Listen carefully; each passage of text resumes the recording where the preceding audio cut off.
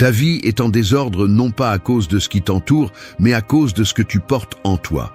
Ce n'est pas la ville, ce n'est pas le travail, ce n'est pas le partenaire. Le véritable chaos naît dans ton esprit et dans tes décisions. Et si tu ne l'affrontes pas maintenant, il continuera à gouverner chaque pas que tu fais, même si tu essaies de fuir. Les stoïciens l'ont compris avec une brutalité claire. La bataille la plus importante n'est jamais à l'extérieur, elle est toujours à l'intérieur. Marc Aurèle l'a dit sans détour, la vie d'un homme est ce que ses pensées en font. Tu comprends ? Ce n'est pas ce qui se passe à l'extérieur qui détermine ton destin, c'est ce que tu tolères dans ta tête et ce que tu permets dans ton cœur. Tant que tu n'entraînes pas ta concentration, la distraction te dévore. Tant que tu ne contrôles pas tes émotions, elles te contrôlent. Et tant que tu continues à attendre le moment parfait pour changer, tu offres ce que tu ne peux pas récupérer, le temps. Cette vidéo n'est pas un ornement ni un discours pour te sentir bien pendant quelques minutes. C'est un coup direct, une invitation à te mettre devant le miroir et à reconnaître que personne ne viendra mettre de l'ordre dans ta vie. L'ordre, c'est toi qui le construis, avec discipline, avec courage, avec des décisions qui dérangent. Épictète l'a enseigné avec fermeté. Personne n'est libre s'il n'est pas maître de lui-même. Et cette liberté commence lorsque tu arrêtes de te justifier et choisis d'agir.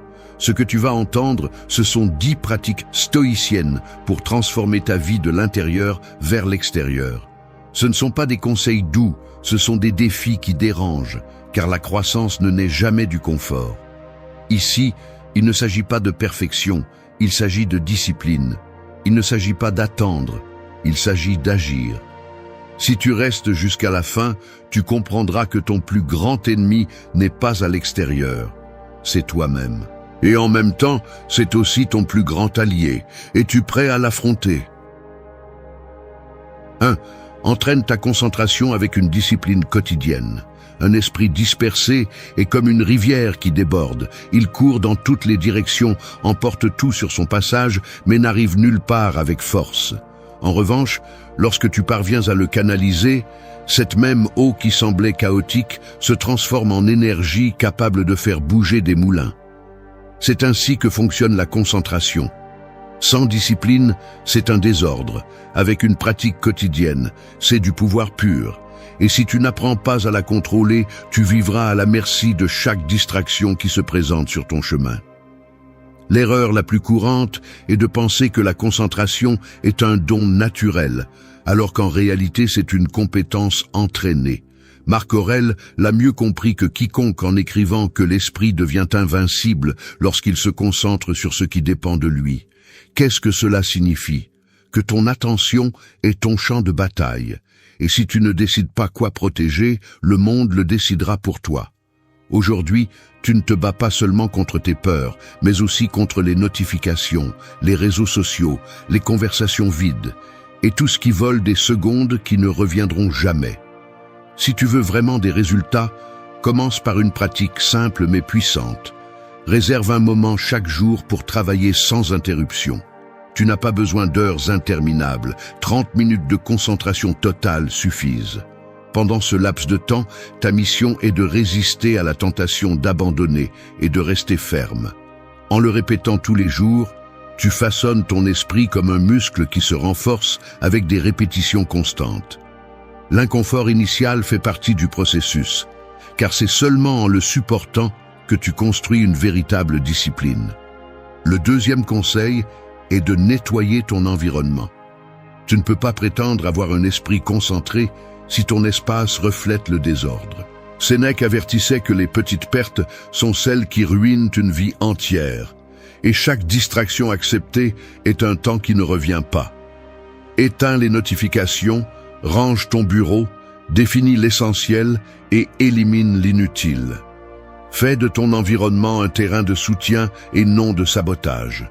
Le silence extérieur t'aidera à cultiver le silence intérieur. Tu as aussi besoin de clarté de but. Celui qui ne sait pas où il va finit par se perdre sur n'importe quel chemin. Écris chaque matin les 3 actions les plus importantes de ta journée et engage-toi à les accomplir sans excuse. Lorsque la tentation de te distraire apparaît, rappelle-toi que chaque minute défendue est une victoire contre ton propre chaos. Et ces victoires quotidiennes sont celles qui, accumulées, forgent une vie ordonnée. S'entraîner à la concentration n'est pas confortable, mais c'est indispensable. Chaque fois que tu choisis de te concentrer, tu deviens plus fort qu'hier. La discipline ne se mesure pas en grands discours, elle se mesure en minutes que tu protèges avec détermination. La véritable maîtrise de la vie commence lorsque tu es maître de ton attention. La concentration n'est pas de la magie, ni une inspiration passagère, c'est de la constance, de la résistance au bruit et la décision de diriger ta vie au lieu de la laisser à la dérive. 2. Renforce ton corps pour renforcer ton esprit. Un immeuble haut et solide ne tient pas avec de jolis murs, mais avec des fondations profondes et solides. Il en va de même pour l'esprit. Peu importe combien tu lis, combien tu réfléchis ou combien tu veux grandir spirituellement.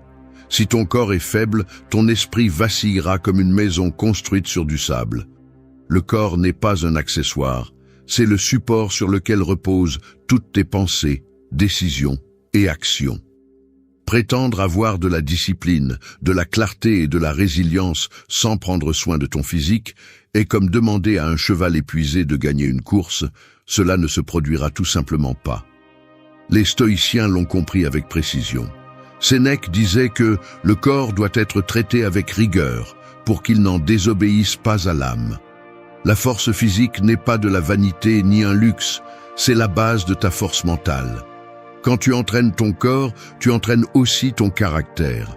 L'effort physique quotidien t'apprend à supporter l'inconfort, à te discipliner dans la constance et à résister quand l'esprit veut t'abandonner. C'est pourquoi un corps entraîné devient un allié silencieux, un rappel constant que tu peux faire plus que ce que ta paresse veut te faire croire. Le conseil le plus pratique est simple. Fais de l'exercice chaque jour, même si ce n'est que pendant une demi-heure. Tu n'as pas besoin d'équipements coûteux ni de routines compliquées, juste la volonté de bouger ton corps avec intention. Cours, fais des pompes, saute, marche intensément, peu importe, mais fais-le. L'important est de maintenir la constance, car chaque jour où tu surmontes la voix intérieure qui dit « je n'ai pas envie », tu renforces aussi ton esprit. Le physique ne se transforme pas seulement avec des répétitions, ton caractère aussi. Une autre pratique clé est de prendre soin de ce que tu consommes. L'esprit ne peut pas fonctionner clairement si ton corps est intoxiqué par un excès de malbouffe, d'alcool ou de vices qui le détériorent. Épictète avertissait que celui qui est esclave de ses appétits n'est pas libre, et ici la leçon est directe. Ce que tu manges, ce que tu bois, ce que tu répètes dans ta routine quotidienne détermine ton niveau d'énergie et par conséquent ta capacité à penser clairement. Choisir ce qui entre dans ton corps est un acte de discipline et de respect envers toi-même. Le repos fait aussi partie du renforcement. Ne confonds pas le repos avec la paresse, car il ne s'agit pas de se livrer à l'inactivité, mais de donner au corps ce dont il a besoin pour se rétablir et continuer à performer. Bien dormir n'est pas un luxe, c'est une exigence pour avoir une clarté mentale et une résistance émotionnelle. Renforcer le corps n'est pas chercher l'apparence ni la reconnaissance, c'est construire une base solide pour que l'esprit puisse gouverner fermement. Un corps fort te donne de l'énergie pour affronter les défis, de la clarté pour prendre des décisions et de la résistance pour ne pas te briser face à l'adversité. Chaque flexion, chaque kilomètre parcouru, chaque choix d'un repas sain est une déclaration silencieuse que tu choisis d'être maître de toi-même. Le corps est le temple de l'esprit, et si tu l'entraînes avec rigueur, ton intérieur trouvera la force de rester debout face à n'importe quelle tempête. 3. Change ton attitude avant de changer ton environnement. Le monde peut être peint de nouvelles couleurs, mais si tu regardes avec des yeux gris, rien ne changera dans ta vie. Beaucoup pensent que la solution est de déménager, de changer de partenaire ou de chercher un autre travail.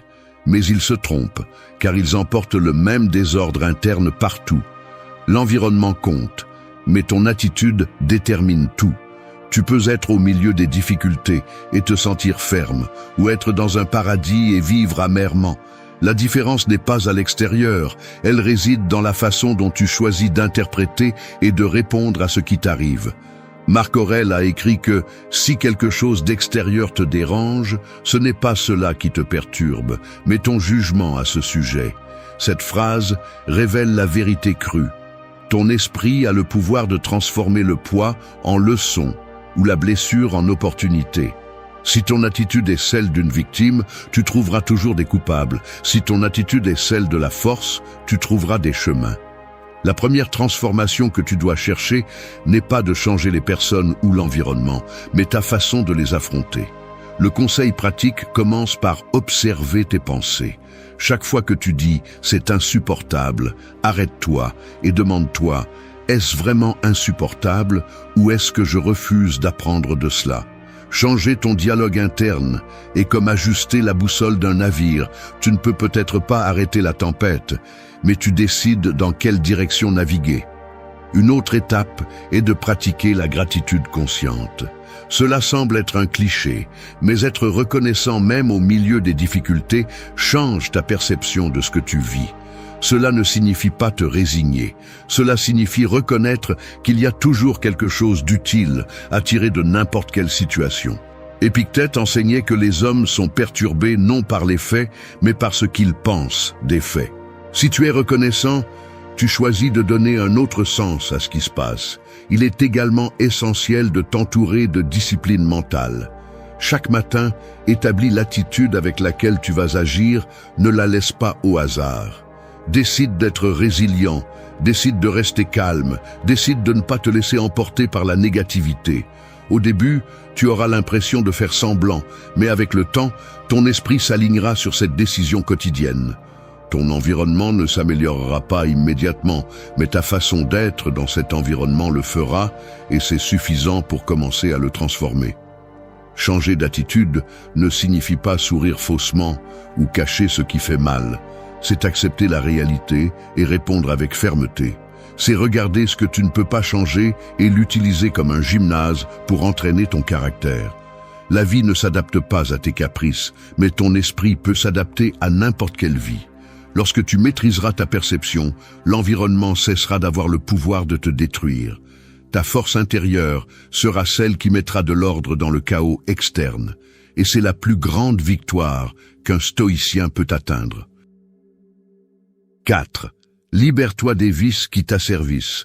Les chaînes les plus lourdes ne sont pas toujours en fer. Parfois elles sont invisibles et se déguisent en habitudes que tu répètes sans te poser de questions.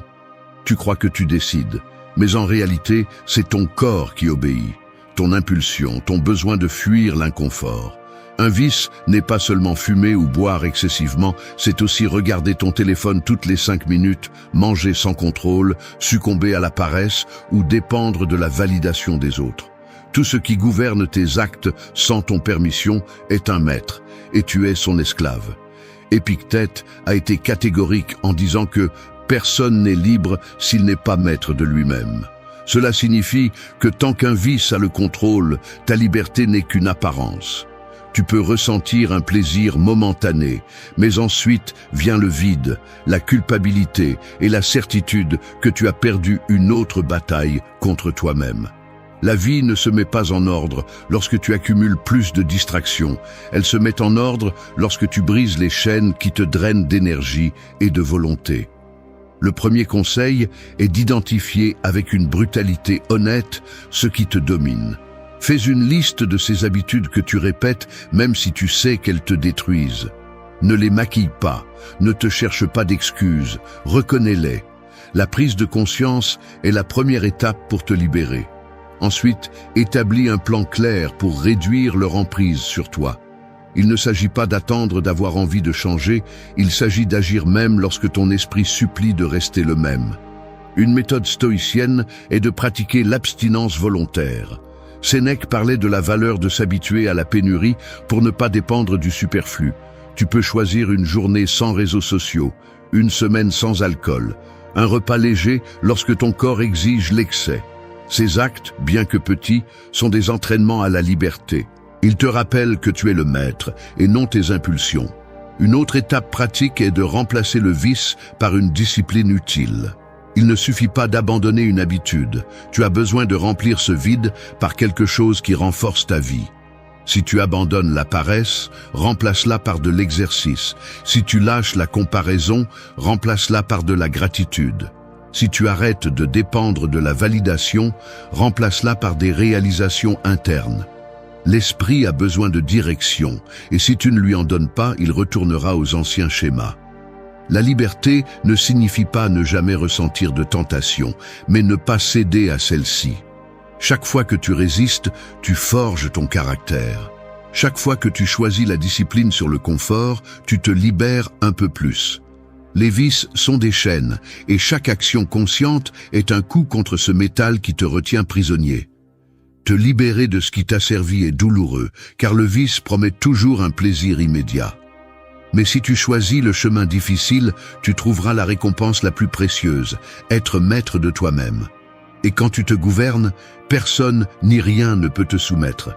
C'est là la véritable force, celle qu'aucun ennemi externe ne peut te prendre. 5. Décide avec la raison et non avec l'émotion. Les émotions sont comme une mer agitée, des vagues qui frappent avec force et peuvent te couler si tu tentes de naviguer sans contrôle.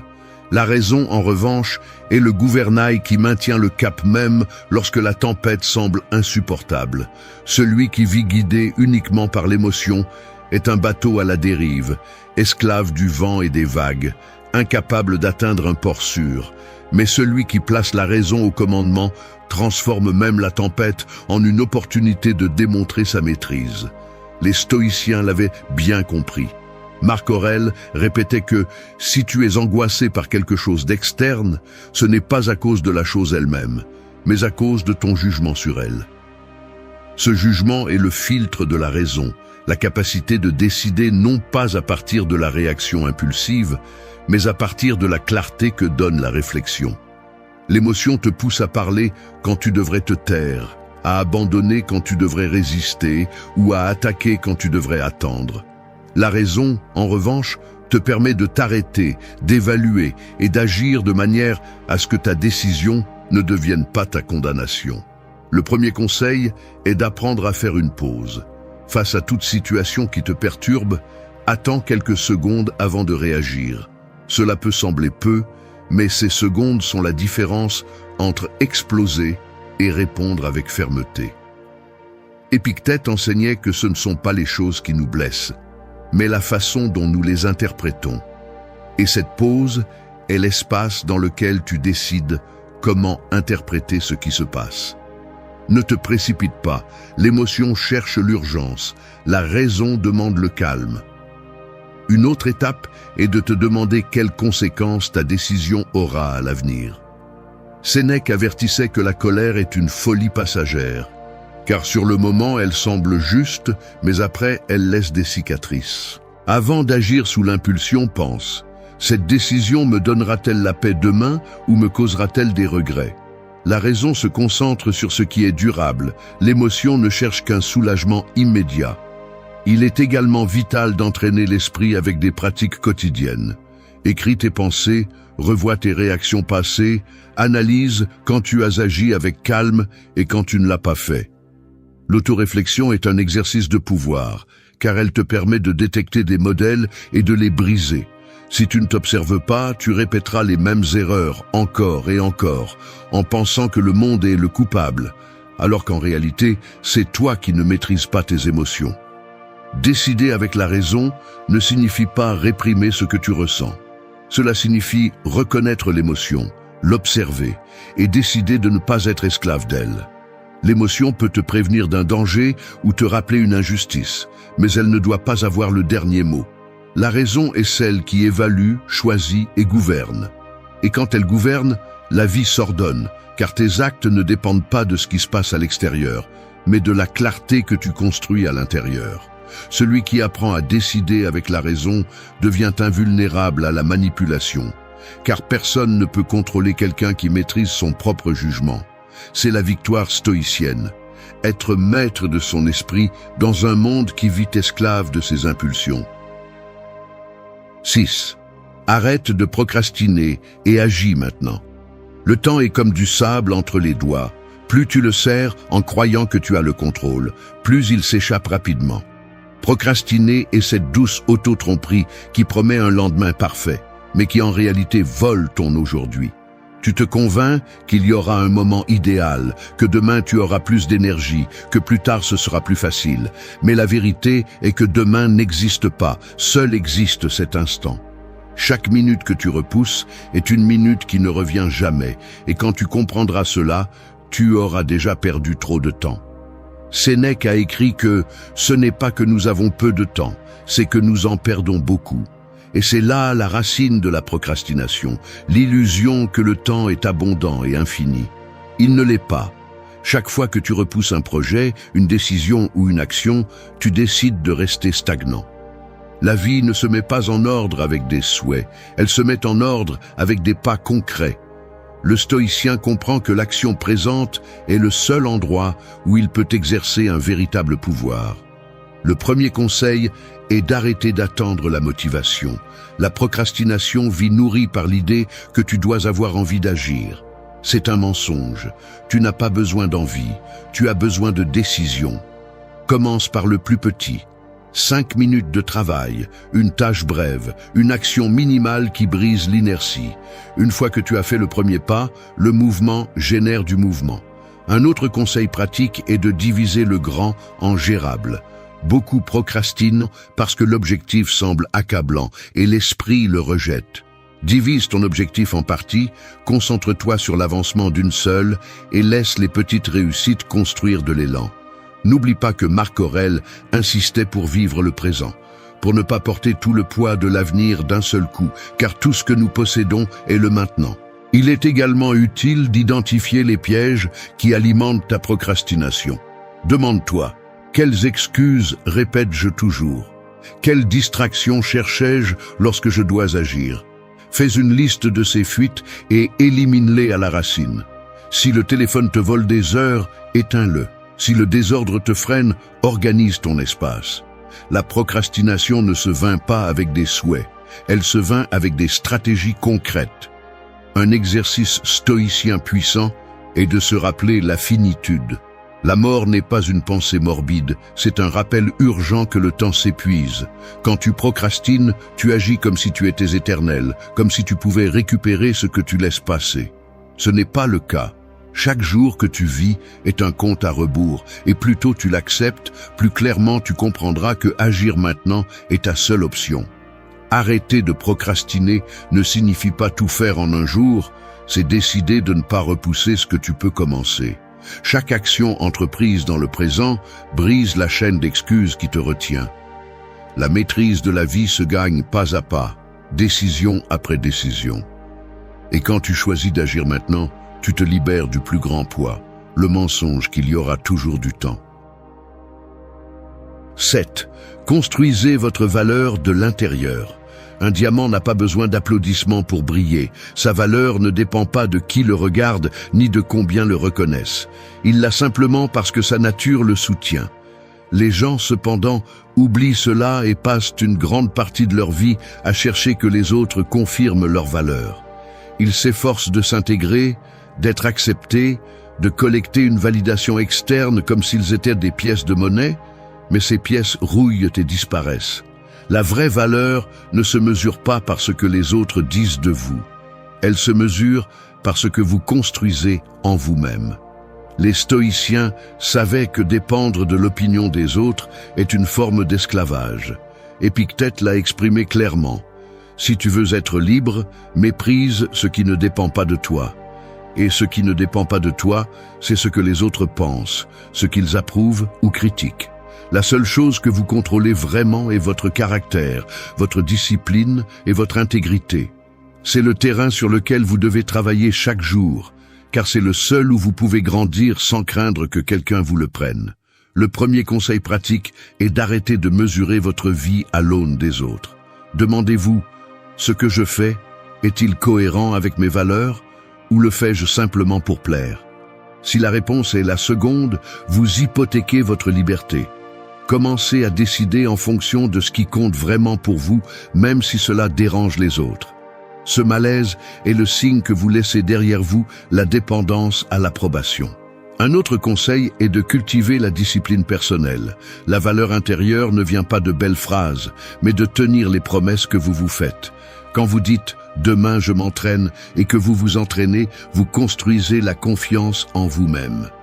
Quand vous décidez « je ne vais pas perdre de temps en distraction » et que vous tenez parole, vous renforcez votre caractère. Le respect de soi se forge dans ces actes silencieux que personne n'applaudit, mais que vous savez que vous avez accomplis. Il est également nécessaire d'apprendre à être seul sans se sentir vide.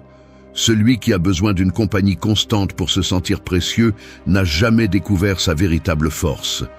Marc Aurèle rappelait que l'homme noble est celui qui se suffit à lui-même. Consacrez du temps à la solitude, réfléchissez, écrivez, travaillez sur votre croissance sans dépendre des regards extérieurs. Au début, cela fait mal, mais avec le temps, vous découvrez que votre valeur ne réside pas dans le nombre de personnes qui vous entourent, mais dans la qualité de votre propre être. Construire votre valeur de l'intérieur est un processus continu. Cela ne signifie pas ignorer le monde, cela signifie ne pas vous soumettre à lui. Écouter les critiques peut être utile, mais elles ne doivent jamais vous définir. Les applaudissements peuvent encourager, mais ils ne doivent jamais devenir votre nourriture. La racine de votre force doit être en vous, dans la certitude que vous vivez avec intégrité, discipline et cohérence. Lorsque vous y parvenez, rien de l'extérieur ne peut vous enlever votre dignité. C'est la valeur la plus élevée, celle que personne n'accorde et que personne ne peut vous enlever. La valeur qui vous soutient même quand le monde se tait, même quand la reconnaissance n'arrive jamais. Cette valeur interne est la véritable richesse du stoïcien. 8. Accepte le progrès plutôt que la perfection. Le perfectionnisme est comme courir après l'horizon. On a l'impression de s'en rapprocher, mais on ne l'atteint jamais.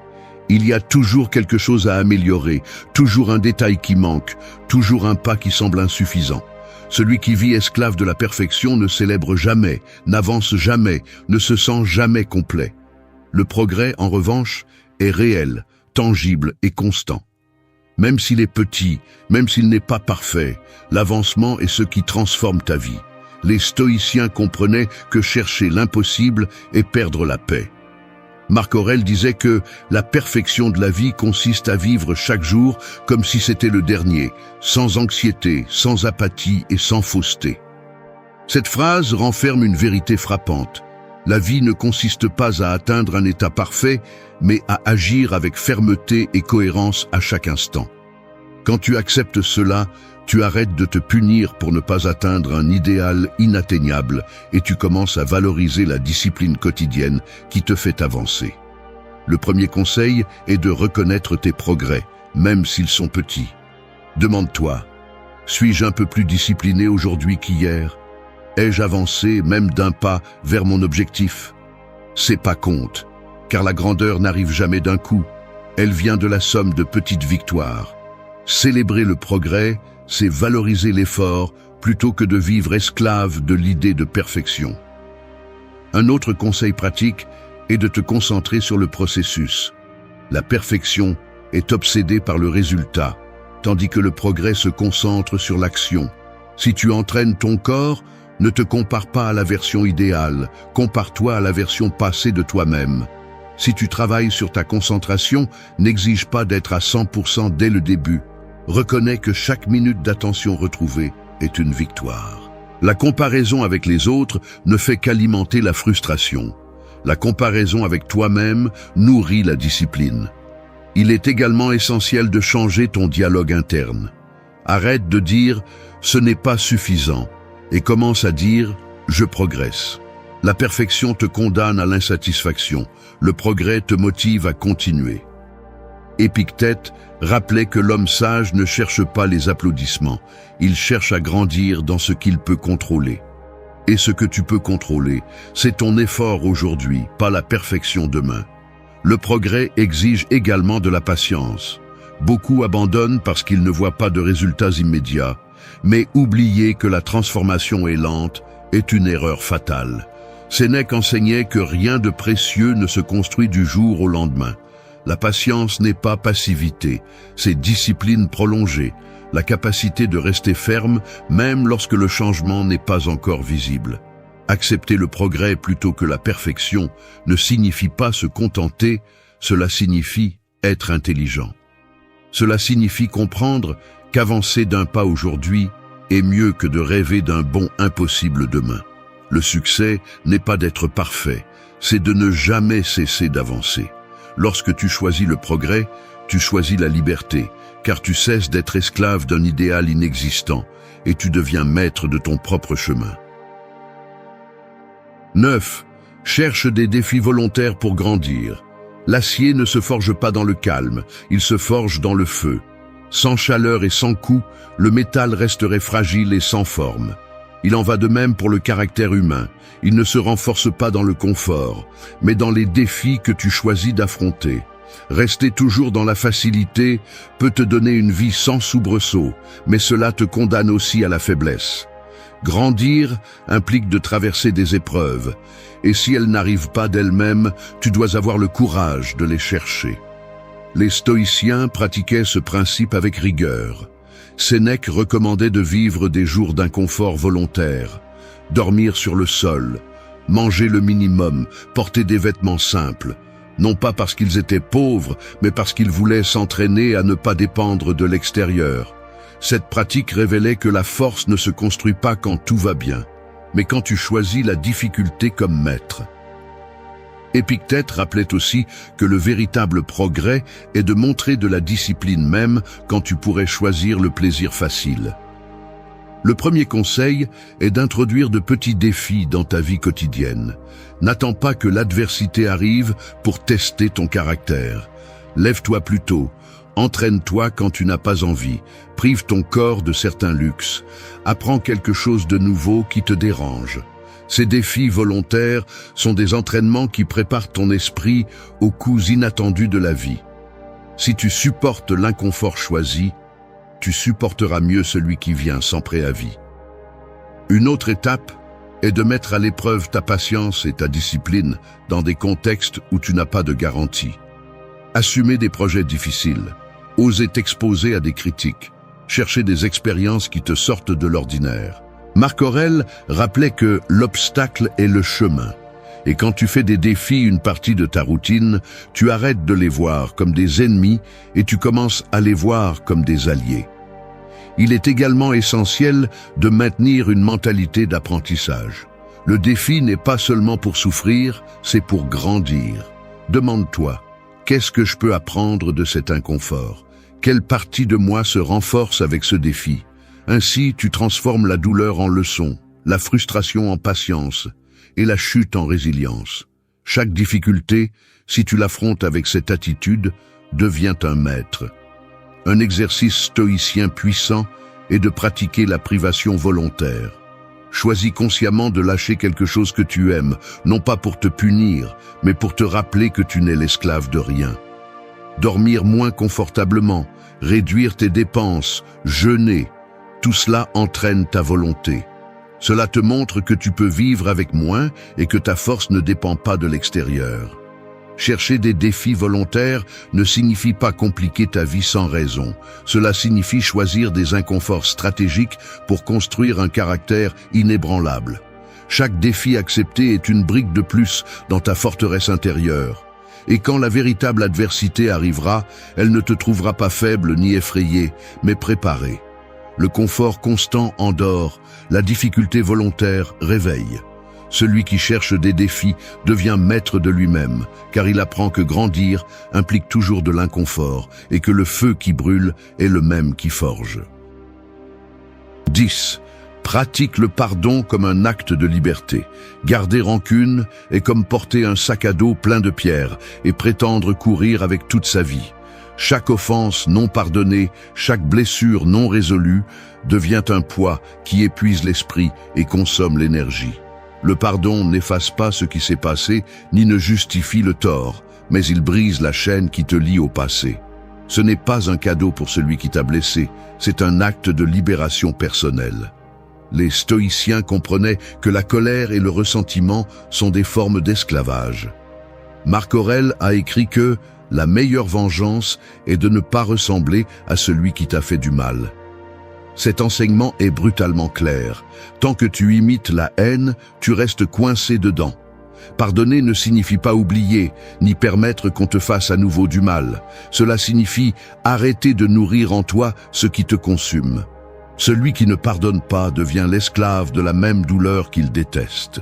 Le premier conseil est d'accepter que la blessure a déjà eu lieu. Tu ne peux pas changer ce qui s'est passé, mais tu peux choisir comment aller de l'avant. Épictète rappelait que ce ne sont pas les choses qui nous dérangent, mais notre opinion sur elles. Quand tu t'accroches au ressentiment, tu choisis de perpétuer la blessure. Reconnaître que tu n'as plus de contrôle sur le passé est la première étape pour le lâcher. Un autre conseil pratique est de séparer l'acte de la personne.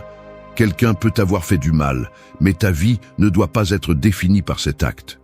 Pardonner, c'est reconnaître que ce qui s'est passé ne te détermine pas, que ton identité ne dépend pas de ce que les autres ont fait. Cette séparation te rend le pouvoir, car tu cesses d'être une victime éternelle pour devenir le protagoniste de ta propre histoire. Le pardon nécessite également des limites claires. Il ne s'agit pas de permettre qu'on continue à te faire du mal, il s'agit de libérer ton intérieur du fardeau. Établir une distance, couper des liens ou te protéger n'est pas une contradiction, c'est de la cohérence. Le pardon est un acte interne, pas nécessairement une réconciliation externe. Enfin, souviens-toi que pardonner est un entraînement de force. Chaque fois que tu choisis de lâcher la rancune, tu renforces ta résilience. Sénèque disait que le sage s'élève au-dessus de l'offense, parce qu'il sait que la douleur ne réside pas dans l'insulte, mais dans la façon dont tu la reçois. Pratiquer le pardon et s'entraîner à cette élévation, c'est décider que personne n'a le droit de gouverner ta paix intérieure. Le pardon n'est pas une question de faiblesse, c'est une question de force. Seul le fort peut laisser aller sans porter de chaînes invisibles. En pardonnant, tu ne libères pas l'autre, tu te libères toi-même. C'est la vraie victoire. Marcher léger, sans sac à dos de haine, avec l'esprit clair pour continuer à construire. Merci d'être resté jusqu'à la fin de la vidéo. Si vous avez tout vu, commentez « Je suis stoïcien » comme notre signe secret, indiquant que vous êtes un véritable apprenant du stoïcisme. N'oubliez pas de vous abonner et de liker la vidéo si elle vous a plu. Rendez-vous dans la prochaine vidéo et rappelez-vous, continuez à cultiver votre esprit stoïque. La nuit ne ment pas. Quand tout s'éteint et que les voix du monde disparaissent, le silence devient un juge impitoyable qui t'oblige à t'écouter sans filtre. Il n'y a pas d'écran pour distraire, pas d'excuse pour cacher ce que tu es. Il ne reste que toi, ton esprit et les vérités que tu essaies d'éviter pendant la journée. Et là, dans cette obscurité qui dérange, commence le véritable pouvoir du silence. Les stoïciens ont compris qu'il ne faut pas de bruit pour être fort. Il faut du courage pour se taire et affronter ce qui fait mal. Le silence nocturne n'est pas un vide, c'est un champ fertile où grandit la clarté, la tranquillité et la liberté intérieure. Marc Aurèle le vivait dans chaque réflexion avant de dormir. Sénèque l'écrivait comme un remède contre l'anxiété. Épictète l'enseignait comme une discipline pour ne pas être esclave des émotions. Il savait que celui qui maîtrise le silence se maîtrise lui-même. Ce n'est pas un voyage confortable. C'est un parcours en 15 leçons où tu découvriras que le silence est plus brutal que n'importe quel mot, car il arrache les masques et te laisse nu face à toi-même. Mais c'est aussi le maître le plus honnête. Il t'apprend à lâcher ce qui ne dépend pas de toi, à guérir des blessures invisibles, à traverser le pont vers la paix intérieure et à semer chaque nuit la graine d'une nouvelle aube. Reste jusqu'à la fin, car ici, il ne s'agit pas de belles théories ni de phrases de consolation. Ici, nous parlons de comment le silence peut te transformer en quelqu'un de plus fort, plus conscient et plus libre. La question est, es-tu prêt à l'affronter ou continueras-tu à fuir chaque nuit de toi-même? 1. Fais du silence ta médecine quotidienne. Le silence nocturne est comme une rivière profonde qui coule sous la surface, invisible pendant la journée, mais impossible à ignorer lorsque l'obscurité recouvre tout. Cette rivière garde des secrets, du calme et de la force, mais elle peut aussi emporter celui qui ne sait pas y entrer avec l'esprit clair. La plupart des gens craignent le silence parce qu'ils le confondent avec le vide, parce qu'ils pensent que c'est une absence inconfortable qui n'apporte que de la solitude. Cependant, le stoïcien sait que le silence est une médecine, et comme toute médecine, il peut être amer au début, mais il devient un remède lorsque tu apprends à le prendre à la bonne dose.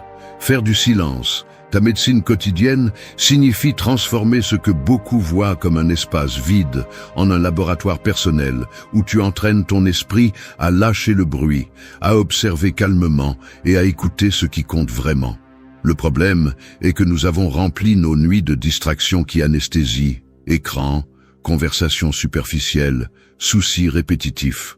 Nous croyons que cela nous calme, mais en réalité, cela ne fait que nous éloigner davantage de nous-mêmes. Ce dont nous avons besoin, ce n'est pas plus de bruit déguisé en compagnie, mais le courage de rester silencieux et de boire à cette source qui, bien qu'inconfortable au début, renforce l'âme. Comment le transformer en médecine sans qu'il devienne une punition? D'abord, établis un rituel nocturne de déconnexion. Avant de dormir, éteins les appareils, baisse les lumières et concentre-toi sur ta respiration. C'est un geste simple, mais c'est comme préparer le corps à recevoir la juste dose de silence.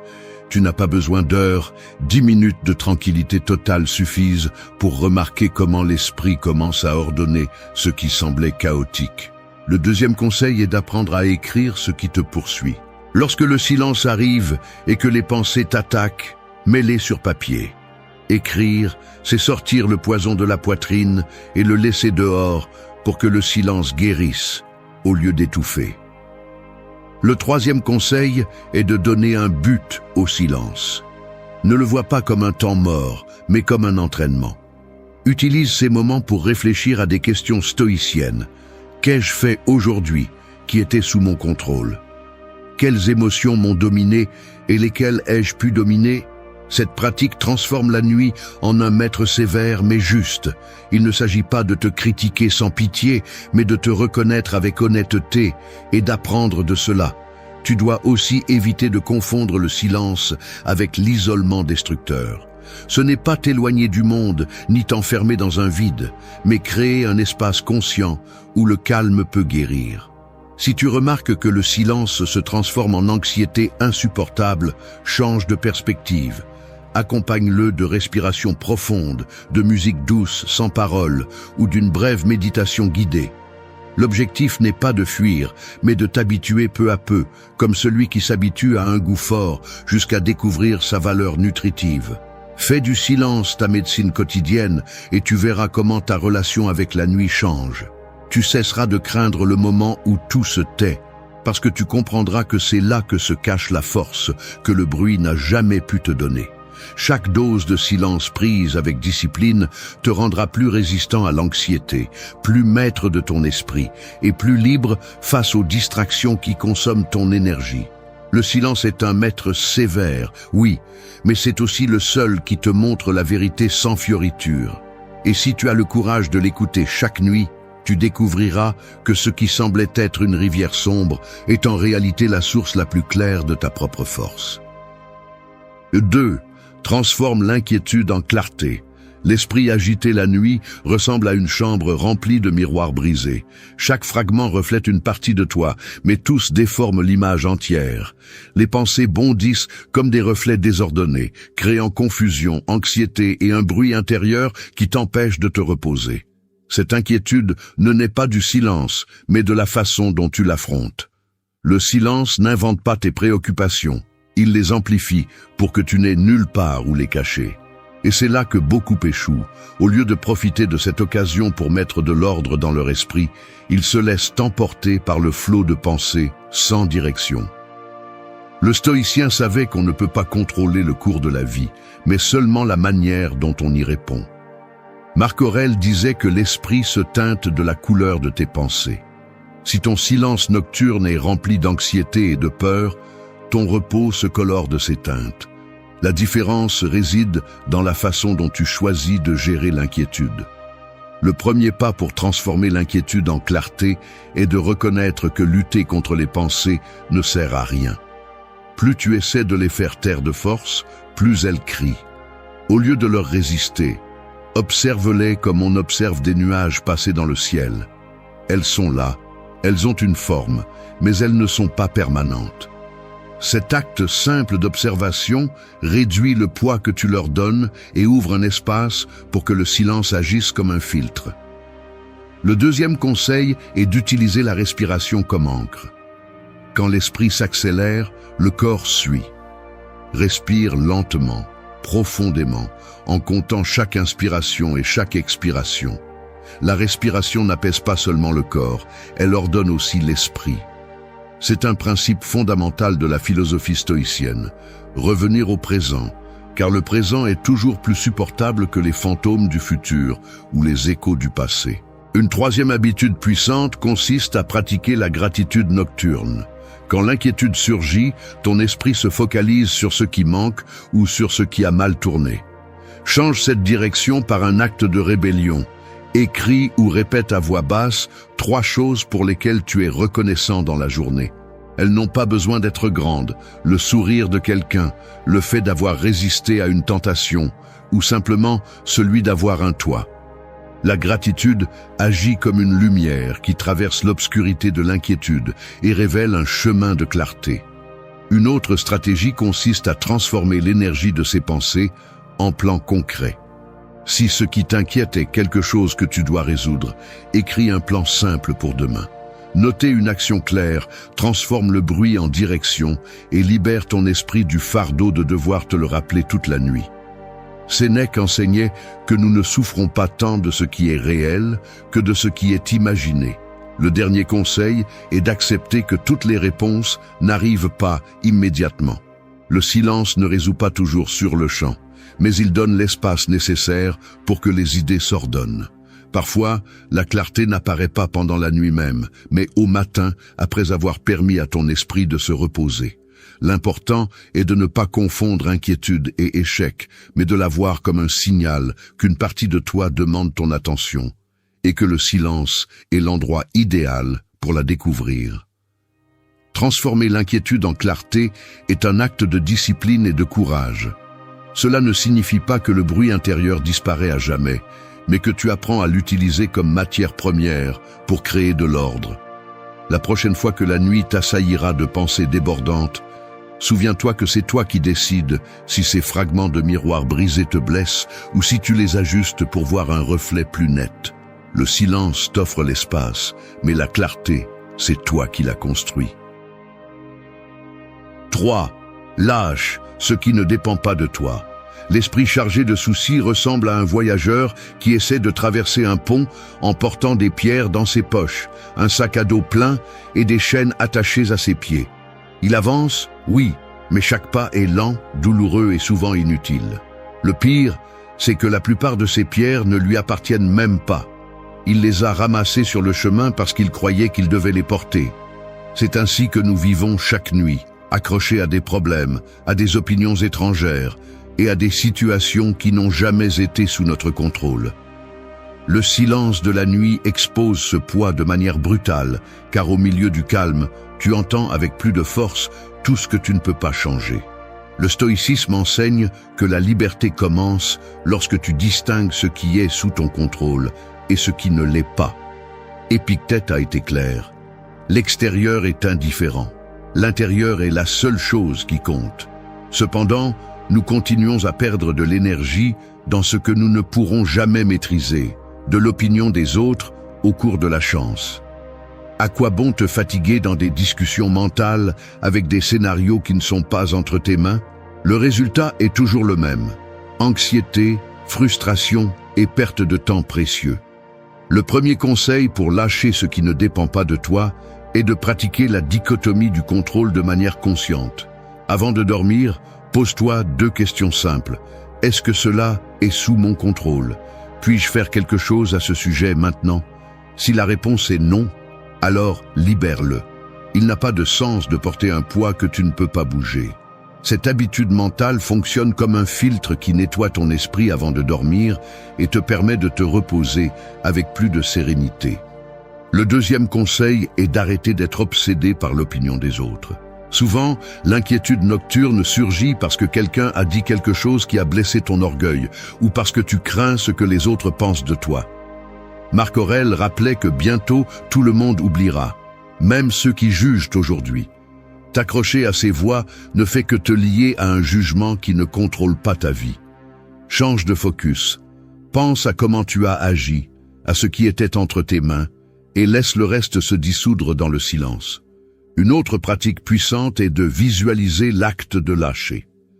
Quand tu es allongé et que les pensées te tourmentent, imagine que chaque souci est une pierre dans ta main. Lâche-la mentalement et sens comment elle tombe au sol. Cet exercice symbolique donne à ton esprit le sentiment de libération. Et bien qu'il semble simple, il entraîne ton inconscient à lâcher plus facilement. Le quatrième conseil est de limiter la consommation d'informations avant de dormir. L'excès de nouvelles, de réseaux sociaux et de drames étrangers te remplit de charges qui ne sont pas les tiennes. Demande-toi, ai-je vraiment besoin d'emporter cela au lit? La plupart du temps, la réponse est non. Remplis ton silence de tes propres réflexions, pas des problèmes d'un monde que tu ne pourras jamais contrôler. Enfin, comprends que lâcher prise ne signifie pas abandonner. Cela signifie prioriser. Le stoïcien n'est pas indifférent par froideur, mais parce qu'il comprend que sa force est limitée et qu'il doit l'investir dans ce qu'il peut réellement transformer. C'est de l'intelligence pratique. Celui qui ne lâche pas l'extérieur s'épuise inutilement. Celui qui le lâche gagne en clarté et en pouvoir sur lui-même. Le silence de la nuit devient un médicament lorsque tu laisses tomber ce qui ne dépend pas de toi. Chaque pierre lâchée est un pas plus léger vers le calme. Et chaque chaîne brisée est un rappel que la liberté n'a jamais été à l'extérieur. Elle a toujours été dans ta façon de choisir.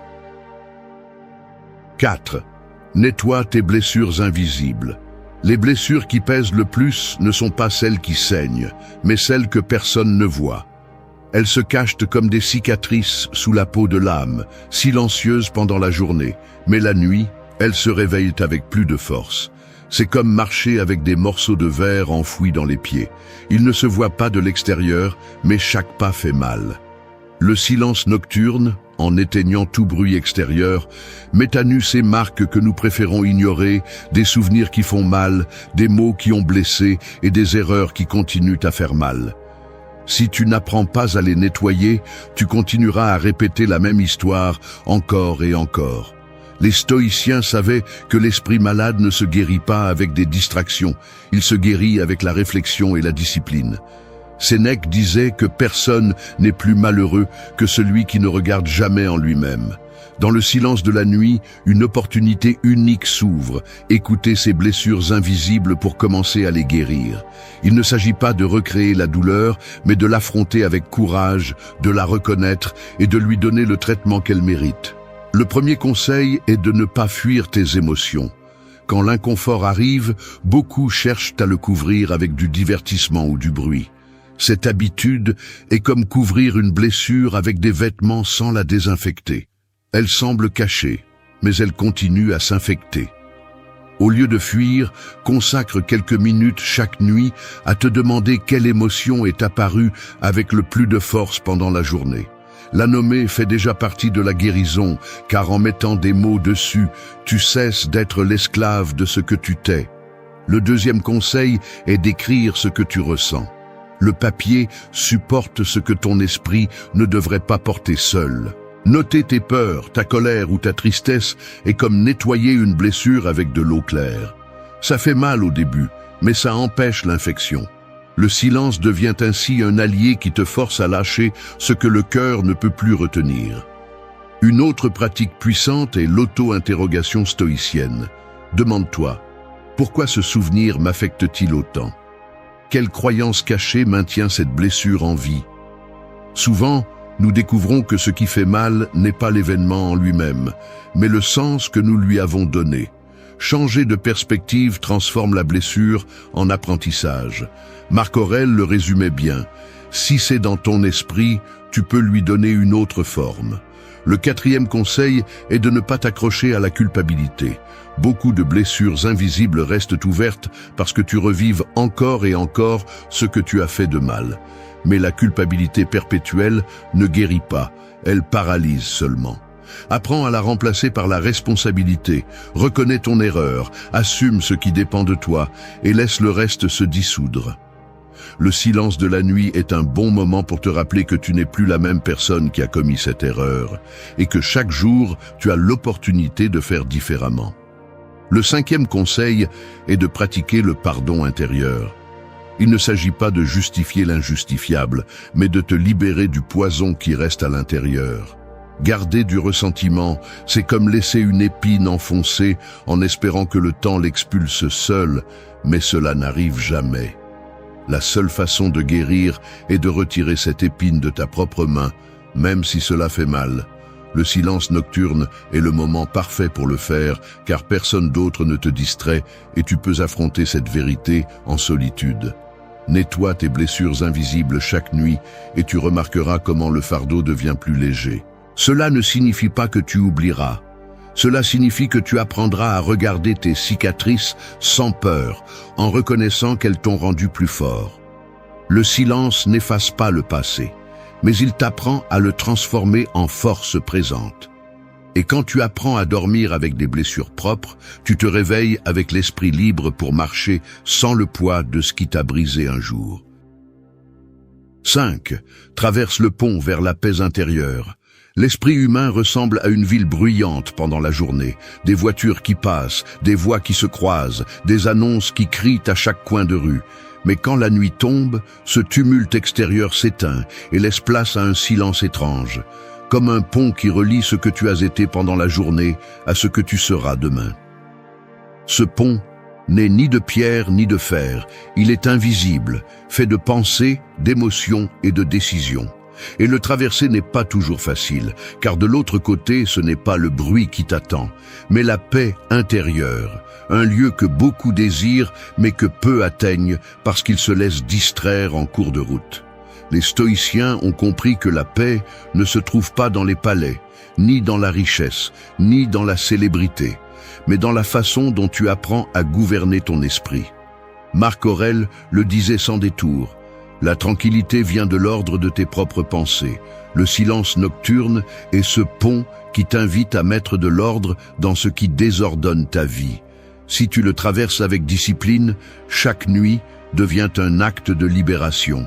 Un pas ferme vers un terrain où rien d'extérieur ne peut te secouer. Le premier conseil pour traverser ce pont est de reconnaître que la paix intérieure ne se mendie pas, elle se construit. Arrête d'attendre que les circonstances changent pour te sentir en paix. Si ton esprit dépend du calme du monde, tu ne te reposeras jamais. La nuit, quand tout se tait, répète cette vérité. L'extérieur ne m'appartient pas, ma paix dépend de moi. Transformer cette idée en habitude, c'est comme poser des planches solides sur le pont jusqu'à le rendre plus solide.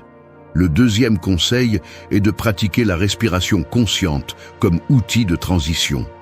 Chaque inhalation est un pas sur ce pont. Chaque exhalation laisse derrière elle un fardeau. Respire en comptant lentement jusqu'à 4. Expire en comptant jusqu'à 6. Et à chaque cycle, imagine que tu avances vers un endroit plus clair. Cela peut sembler simple, mais entraîner le corps au calme ouvre la porte à l'esprit pour le suivre. Une troisième habitude est d'examiner ta journée avec objectivité. Demande-toi ce que tu as accompli, quelles erreurs tu as commises et ce que tu as appris. Ne te trompe pas, ne te punis pas, sois honnête. Cet exercice n'est pas pour te blâmer, mais pour mettre de l'ordre. Sénèque disait que celui qui révise ses actes chaque nuit se prépare à dormir en paix, car il ne traîne pas de compte en suspens. Ce bilan transforme le silence en un juge juste qui ne te condamne pas, mais qui te guide. Le quatrième conseil est d'éviter d'emmener des conflits non résolus au lit. S'il y a eu une dispute ou un malentendu, note-le sur un papier avec une possible solution pour demain. Ainsi, Tu libères ton esprit de tourner en rond sans raison. Le silence ne doit pas devenir une prison de problèmes, mais un pont qui te connecte avec des solutions. Le cinquième conseil est de cultiver une pensée stoïcienne avant de dormir. Répète mentalement, « Rien d'extérieur ne peut me voler ma tranquillité ». Cette affirmation, dite en silence, agit comme une clé qui ferme les portes au bruit mental. Marc Aurèle le faisait avec des phrases qui lui rappelaient son pouvoir interne face au chaos externe. Tu peux faire la même chose avec tes propres mots de force. Traverser le pont vers la paix intérieure ne signifie pas que les difficultés disparaissent. Cela signifie que tu apprends à les affronter depuis un lieu de clarté. Le silence nocturne devient ce chemin qui sépare la confusion du jour et la sérénité que tu désires. Si tu décides de le parcourir chaque nuit, tu te réveilleras avec l'esprit plus léger, prêt à affronter la réalité avec fermeté. Et c'est là que tu découvres que la paix n'était pas une destination lointaine. Elle a toujours été là, de l'autre côté du pont, en toi. 6. Renouvelez votre esprit dans le calme. L'esprit humain ressemble à une flamme qui brûle au milieu du vent. Pendant la journée, le tumulte, les exigences et les problèmes soufflent sans relâche, affaiblissant cette flamme jusqu'à la rendre presque invisible. Mais la nuit arrive, et avec elle le silence qui devient un refuge, un espace où le vent s'arrête et la flamme peut repousser. Renouveler l'esprit dans le calme, c'est profiter de cet instant pour récupérer ce que la journée a consommé, non pas avec des évasions ou des distractions, mais avec une présence consciente. Les stoïciens comprenaient que le repos n'était pas seulement pour le corps, mais aussi pour l'âme. Marc Aurèle se répétait qu'il devait se retirer en lui-même comme celui qui cherche un refuge secret. Sénèque l'exprimait en soulignant que la tranquillité vient de ne pas dépendre de l'extérieur. Et Épictète enseignait que, même si le monde s'effondre, la maîtrise de l'esprit reste votre plus grande force. Renouveler votre esprit dans le calme n'est pas un luxe, c'est une nécessité quotidienne, car personne ne peut rester fort dans un monde aussi exigeant sans prendre le temps de se reconstruire. Le premier conseil est d'établir un rituel de calme avant de dormir. Il ne suffit pas simplement de se coucher, il faut préparer le terrain. Diminuez l'intensité des lumières, respirez lentement et déconnectez-vous des écrans.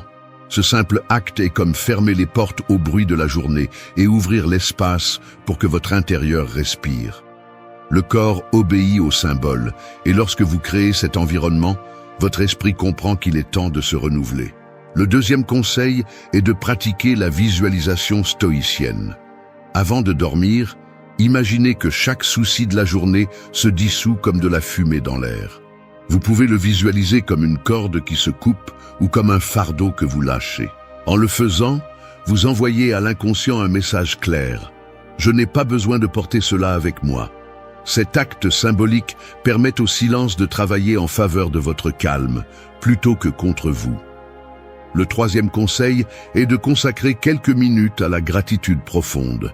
Il ne s'agit pas d'une gratitude superficielle, mais de reconnaître clairement ce qui soutient réellement votre vie.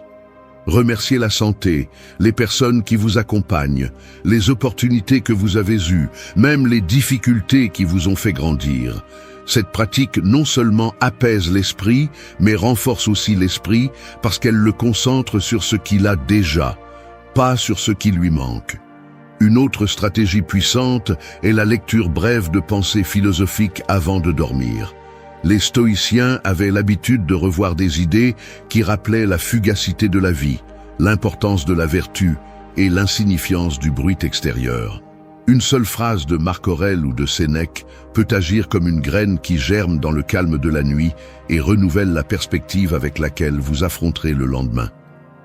Le cinquième conseil est d'écouter le silence plutôt que de lui résister. Beaucoup sont mal à l'aise parce qu'ils sentent que le silence est vide, mais la vérité est qu'il est plein de signaux internes. Écoutez votre respiration, le rythme de votre cœur et la sérénité qui s'installe peu à peu. C'est votre esprit qui vous rappelle que vous êtes toujours en vie et que vous avez la force de continuer. Cette conscience est l'étincelle qui ravive la flamme intérieure.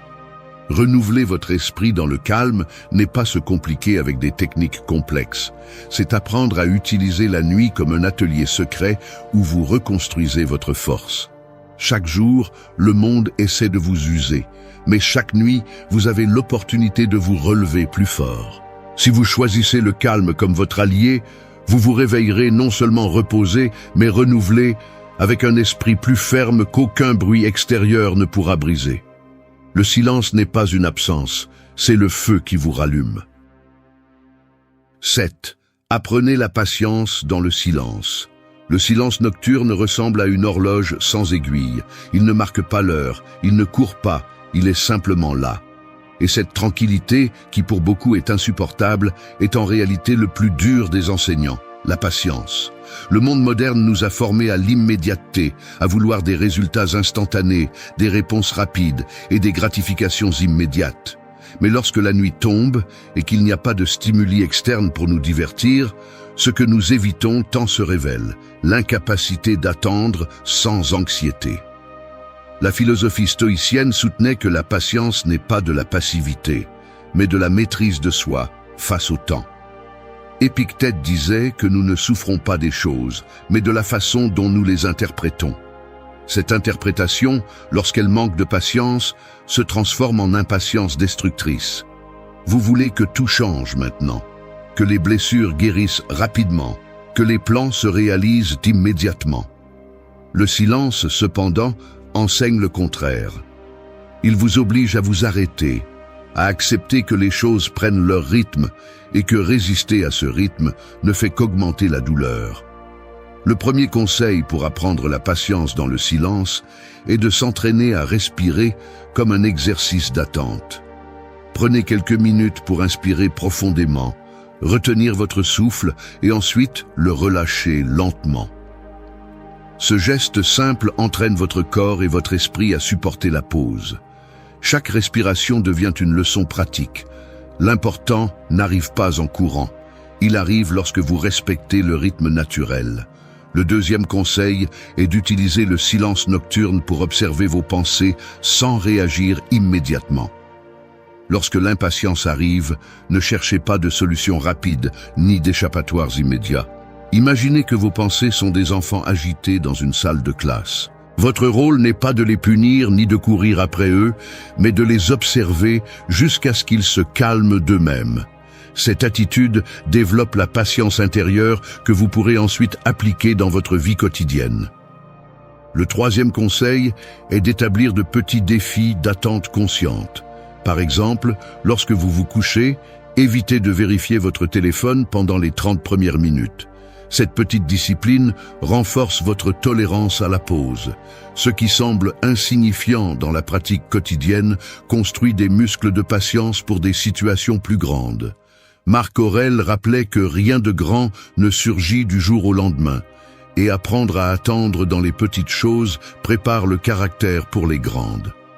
Une autre pratique précieuse est de transformer l'impatience en réflexion. Chaque fois que vous ressentez l'urgence de résoudre quelque chose dans la nuit, au lieu de vous lever ou de vous agiter, demandez-vous quelle partie de cela dépend vraiment de moi et quelle partie nécessite du temps.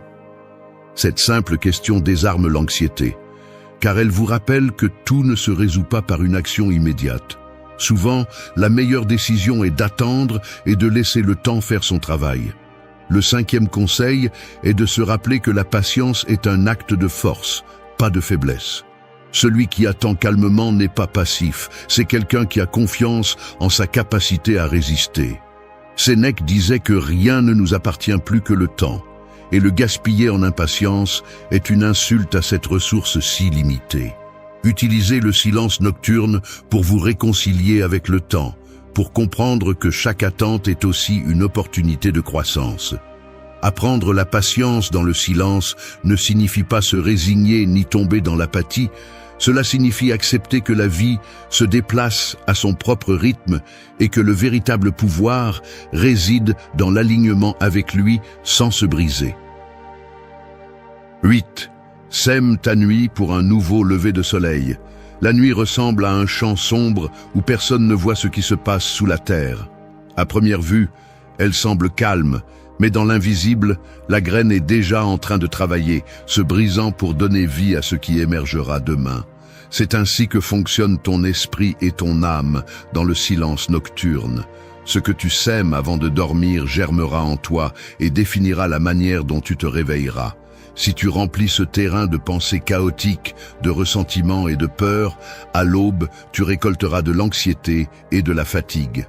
Mais si tu choisis de semer la tranquillité, la gratitude et la direction, le jour suivant naîtra différemment, plus léger, plus solide, plus à toi.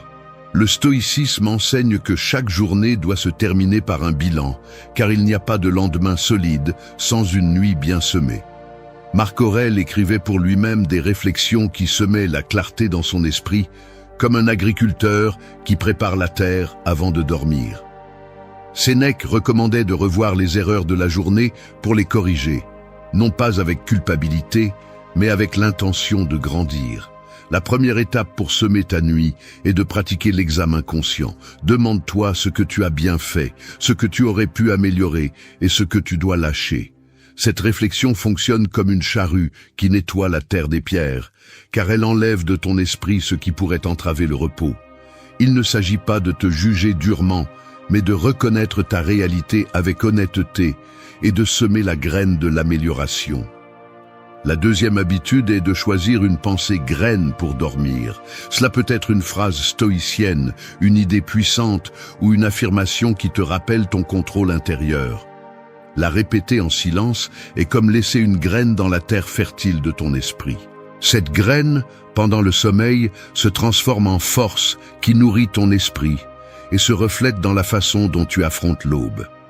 Le troisième conseil est de semer la gratitude. Avant de fermer les yeux, reconnais au moins 3 choses qui ont donné un sens à ta journée. Cette gratitude n'est pas une formalité, c'est un engrais pour ton âme. Elle te rappelle que même au milieu des difficultés, il y a des lumières qui valent la peine. Cette reconnaissance change la façon dont tu te réveilles, car tu entraînes ton esprit à se concentrer sur ce qui s'ajoute, pas sur ce qui manque. La quatrième étape est de prendre soin de ce que tu consommes avant de dormir. Sème la tranquillité, pas le chaos. Évite de remplir ton esprit de nouvelles, de discussions ou de réseaux sociaux qui laissent des résidus toxiques. Tout comme un champ ne germe pas avec des déchets, ta nuit ne portera pas de fruits si tu la nourris de désordre. Remplace cette consommation par une lecture brève, de la musique tranquille ou du silence conscient. Ce que tu sèmes dans cette dernière heure sera ce qui se lèvera avec toi. Enfin, comprends que semer la nuit est un acte de discipline, pas d'improvisation. Celui qui ne sème pas consciemment finit par récolter ce que d'autres ont semé dans son esprit. Publicité, opinion d'autrui, problèmes externes. Le stoïcien, en revanche, protège son terrain intérieur et le cultive avec ce qui le renforce. C'est la différence entre un lever de soleil vide et un lever de soleil avec un but. Sème ta nuit avec intention et tu verras comment chaque lever de soleil cesse d'être une répétition mécanique pour devenir une nouvelle opportunité. Tu n'as pas besoin de rituels compliqués, juste la décision de prendre soin de ton terrain intérieur. Au final, le silence nocturne n'est pas une fin, c'est un début. Et chaque graine que tu plantes en lui sera la racine invisible de ta force au réveil. Ainsi, tu découvriras que la vie ne se construit pas en grands gestes isolés, mais en petites semailles silencieuses qui germent avec le soleil. Merci d'être resté jusqu'à la fin de la vidéo. Si vous avez tout vu, commentez « Je suis stoïcien » comme notre signe secret, indiquant que vous êtes un véritable apprenant du stoïcisme. N'oubliez pas de vous abonner et de liker la vidéo si elle vous a plu. Rendez-vous dans la prochaine vidéo et rappelez-vous, continuez à cultiver votre esprit stoïque.